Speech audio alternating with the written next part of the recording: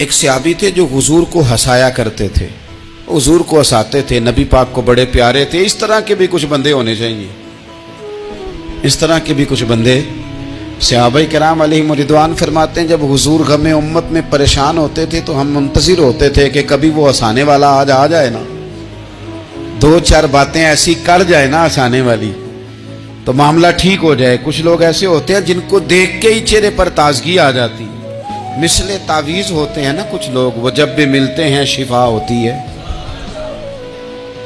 تو یہ حضور کے پاس بیٹھے ہوئے تھے اور ہنسانے والی گفتگو کر رہے تھے، تو نبی پاک بھی ان سے باتیں کرنے لگے۔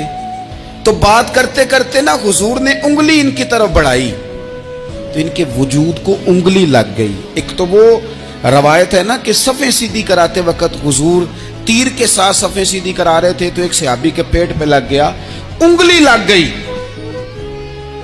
عجیب دیوانے ہیں، کہنے لگے آپ نے مجھے تکلیف دی ہے، معاذ اللہ انگلی چبھو دی، میں نے تو بدلہ لینا ہے۔ حضور صلی اللہ علیہ وسلم کی انگلی لگ گئی تو وہ کہنے لگے آپ نے تو مجھے تکلیف دی ہے، میں تو بدلہ لوں گا۔ تو حضور نے فرمایا لے لے بدلہ، لے لو بدلہ۔ انہوں نے کہا جی پیٹ سے کپڑا ہٹائیے، تو حضور نے پیٹ سے کپڑا ہٹا دیا۔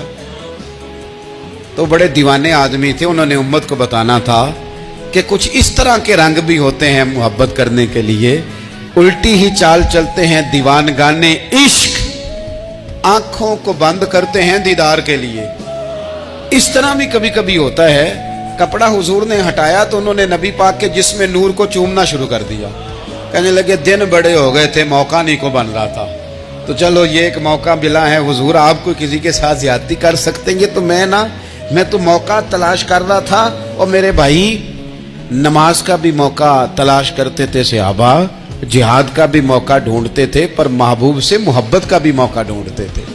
کبھی کبھی نا محبت کا بھی تو موقع نرے خشک نہیں نہ ہو جانا چاہیے۔ نہ علماں وچ پھسا سانو تو یار دی گل سنا سانو، اوتھے علم دا سکہ نہیں چلدا جتھے عشق ہوراں دا ڈیرا ہے۔